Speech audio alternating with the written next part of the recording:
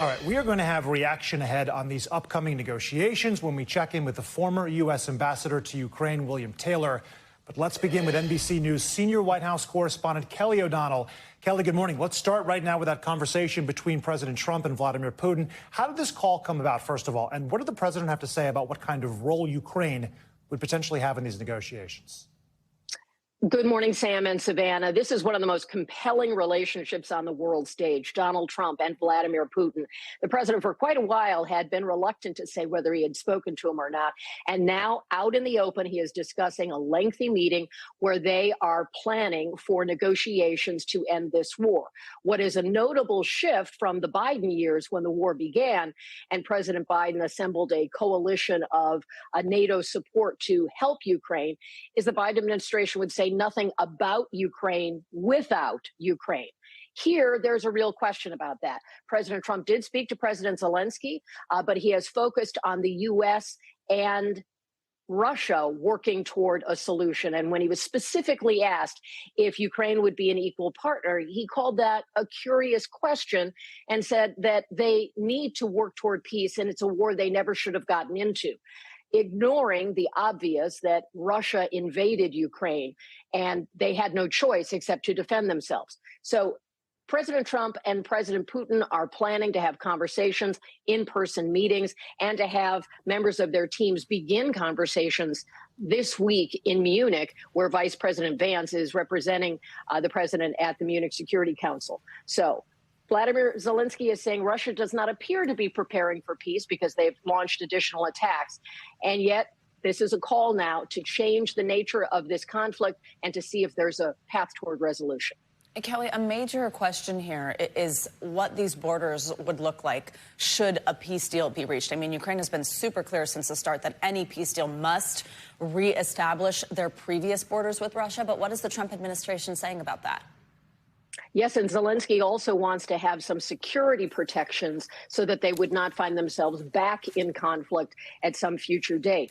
Zelensky and Ukraine do not want to give up territory. The U.S. is saying, and President Trump is saying that has to be negotiated. And Pete Hegseth, speaking on behalf of the president, was saying that trying to go back to the original borders of Ukraine is unrealistic. That is certainly starting Ukraine at a deficit as these talks have yet to begin. So sort of pre-negotiating that Secretary Hegseth said there should be no NATO ascension for Ukraine, something they very much want, something that the Biden administration had believed could be attainable at some point, and that the boundaries would not be the original sovereign territory of Ukraine. So these are key issues. Is there a way to negotiate land for peace and some other kind of protection? That may be what will unfold here, but it is certainly not starting in the way Zelensky and Ukraine had hoped it would. Yeah, so many layers, obviously, to those negotiations. Kelly, while we have you, what can you tell us about the decision by a federal judge yesterday with so many of these federal workers right now in limbo that would allow President Trump's fork in the road, so-called fork in the road offer for millions of federal workers to resign, to go forward? The plan to offer to mass buyouts that was previously halted, and I guess right now it appears to be an issue of legal standing? That's right. So the judge who had put a pause on this program, which would allow people to defer their resignations, they could sign up for this and then be paid and get benefits for several months into the end of the fiscal year for the U.S. government, which is through September. And the judge is now saying that because unions that represent government workers had brought the suit, that the unions themselves do not have the standing. They don't have a stake in this like individual employees do. So after reviewing this, the judge is allowing the program to go forward.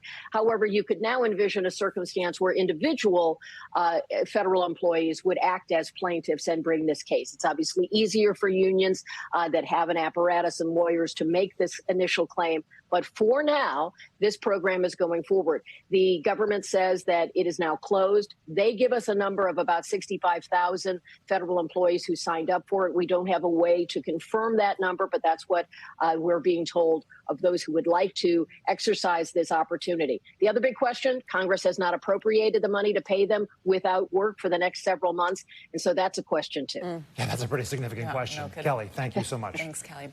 Thanks for watching. Stay updated about breaking news and top stories on the NBC News app or follow us on social media.